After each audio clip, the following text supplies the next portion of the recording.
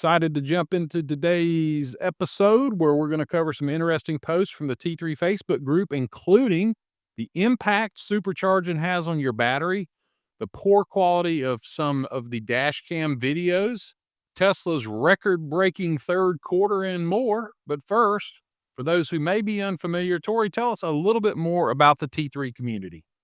Yeah, we're the largest Tesla Tips community in the world. We have over 285,000 members in our Facebook group, and we're committed to providing real world tips and tricks and member deals to Tesla owners to maximize their ownership experience. So if you haven't joined our Facebook group, be sure you do. The link is going to be on the screen here below. For those listening, it's facebook.com/groups/Tesla Tips. And then lastly, be sure that you subscribe to our YouTube channel. We're putting the best content there, including clips for every subject that we discuss. And our channel is youtube.com/@Tesla Tips and Tricks. And that's it, youtube.com/@Tesla Tips and Tricks. Yep, that's right. And also, just for those of you with iPhones out there and who like to listen going down the road or walking around your neighborhood, we're also, if you go to podcasts on your iPhone, you can subscribe to our podcast and listen there as well. So, well, let's jump right in, Tori, to our first post that says, "Does supercharging kill your range?" This is from Francisco. He's got 56 comments. Yep. Was at 290 at 80%. Now it's at 265 at 80%. 2024 Model 3 daily driver. Is this okay? First, I just have to say, Francisco. That's fun to say. Little Buddy the Elf reference for those of you who are Elf fans. I love that movie. But uh, the short answer to this, Elon says that supercharging doesn't really make a difference in the battery degradation. Some people in the comments say that they notice that it does, but I want to read Tim's comment first. Tim Nafong. He says, no, there are many legacy Model S vehicles. This is very important because you think about the oldest vehicles that are out there. You've got your mini Model S's that are, over 10 years old. And a lot of them came with free supercharging. So guess what they have an awful lot of? They've had a lot of supercharging Right. Yeah. usage. And so he says a lot of them came with that. Therefore, they used it, and the battery degradation is very minimal, if existent, when compared to those that were never or rarely supercharged. And then he says after a trip, it's a good idea to run it down and then charge it to 0%. Sometimes it takes a few cycles to get there, but that's due to the BMS recalibrating after a lot of fast charging and fast discharges. So I want to just point out something. You don't want to let your car charge to 100% and then let it sit. What Tim is explaining here and what some of the other comments will say here is, to just be sure that you recalibrate the BMS. BMS stands for Battery Management System. And that's what Tim is explaining here is if you charge the car to 100% and then drive it until it gets to single percentage, the lower the better. If you were doing local stuff and you could get it down to 1% or 2%, that would be awesome.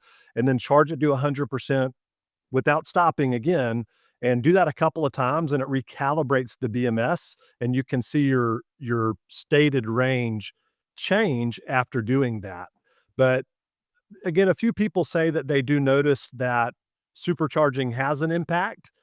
I don't really believe that it's negligible, though, and that's what, again, Elon says. So when you think about supercharging, the reason I think it could have a small impact is there's a lot of heat. A lot of amps, a lot of voltage, it does produce heat. And so heating the battery more consistently potentially could have an impact. But, as you use these batteries, they heat up. And in fact, that's one of the things when it's cold, if you're in a cold weather climate area, the battery has to heat itself up and condition itself.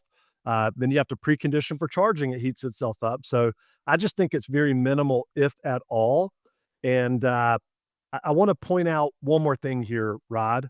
We always state the charge cycles, right? So people who are looking into EVs or who have one and are worried about how long the battery life will be, Elon has stated this is Tesla engineers have stated that uh, these batteries are designed to last a minimum of 1,500 charge cycles. A charge cycle is 0% to 100%.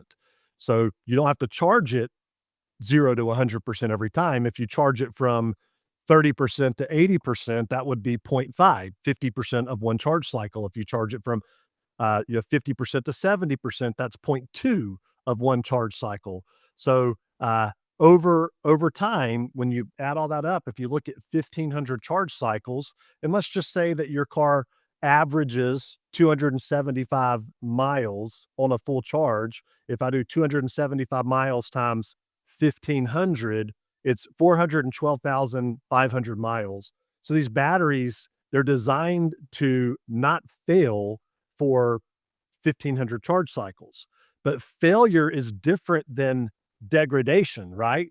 So when you look at these Model S's that are 10, 12, 13 years old, uh, you look and they have degradation. I've seen some that are in the 70%. And I think, man, that's great, right?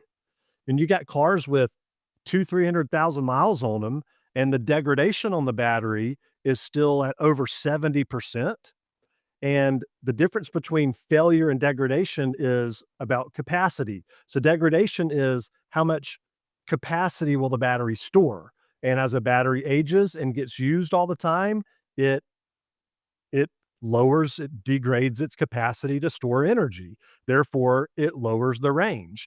So that's way different than battery failure, of course. So can imagine, in 5, 10 years from now, we'll be looking at some of these Model S's that have got hundreds of thousands of miles on them, and the batteries are 20 plus years old, and they have degraded to, 50% or 60%. And now, the battery hasn't failed, but you're only getting 120 miles out of a charge or 100 miles out of a charge. So that's the difference between battery failure with the number of charge cycles that they're designed to last and degradation, which just on a side note there too, the first 3 months to maybe 6 months of the battery, they can lose 5, 6% of the battery capacity. So the newness of the battery, that very first 3 to 6 months, man, it takes a lot of capacity. And then every year after that, the known number for degradation is 1% to 2%. So if you have a 5-year-old car and you lost or 5.5 years old and you lost 5% in the first, 6 months, and then you lost another 5% because of 1% per year, to 2%. So that would be 5 to 10 plus the 5 that you initially lost. You'd have anywhere from a 15 to 20% degradation. And we typically see a 5-year-old car is still well in the 80s. So, Yeah. again, And not an issue here. a great post here from our master moderator, Sam Dominic. From he put a link to batterytechonline.com.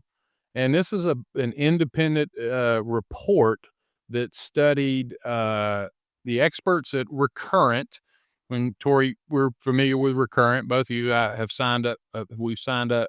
They studied fast charging on more than 12,500 Tesla vehicles in the United States, compared cars that fast charge at least 90% of the time with those that fast charge less than 10% of the time.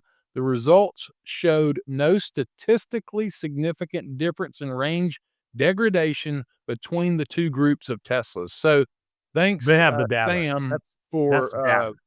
what's that?